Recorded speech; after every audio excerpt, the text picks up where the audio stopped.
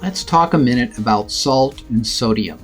We already pointed out that the World Health Organization said the leading dietary causes of death and disability, accounting for nearly a quarter of the deaths globally, include too much salt or sodium. It's calculated that dietary salt accounts for about 4 million deaths a year globally. Here in the US, reducing salt could save about 100,000 lives per year. We restrict sodium for several reasons, but one in particular is to get a healthy blood pressure. The ideal blood pressure without medication is below 110/70. That's very achievable with the recommendations we've been making. National recommendations are to limit the intake of sodium to 1,500 to 2,000 milligrams per day. Less than that for people with things like congestive heart failure or kidney disease. Note that 1,500 to 2,000 is about the range of our caloric intake per day. We'll use that to our benefit in a couple minutes.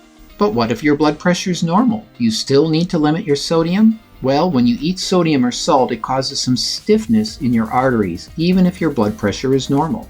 If you have that plaque from the cholesterol deposit in your arteries, even with a normal blood pressure, that lack of normal elasticity in those arteries can be enough to trigger a heart attack or stroke. Here are the main culprits when it comes to sodium in our American diet. Our poultry is injected with salt water, even though nothing appears on the label to state that. Even organic chickens likely have salt water injected unless you bought them yourself directly from the farmer and know what's in it. The salt water helps plump up the chicken and make it look pinker, and then we pay for it by the pound. When you purchase items with labels, here's a rule of thumb to use as you look for the best choices in regard to sodium level. Since the dietary recommendations are about 1,500 to 2,000 milligrams of sodium a day, which is roughly equivalent to our caloric needs per day, we could look at the calorie to sodium ratio. We'd like that to be about 1:1. In this case, the black beans have 370 milligrams of sodium but only 110 calories, more than 3:1 in that ratio. We also see the salt was added in the ingredients. But here is a better choice. There's only 130 milligrams to 110 calories, about a 1:1 ratio. However, they still added sea salt in the ingredients. Sea salt, pink salt, Himalayan salt, they're really just sales gimmicks. They are still all high in sodium and we'd be better off without them. But this one's definitely a better choice than the last.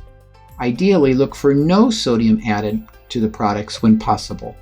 Also, we encourage you to get rid of the salt shaker and instead use some herbal seasonings like Mrs. Dash.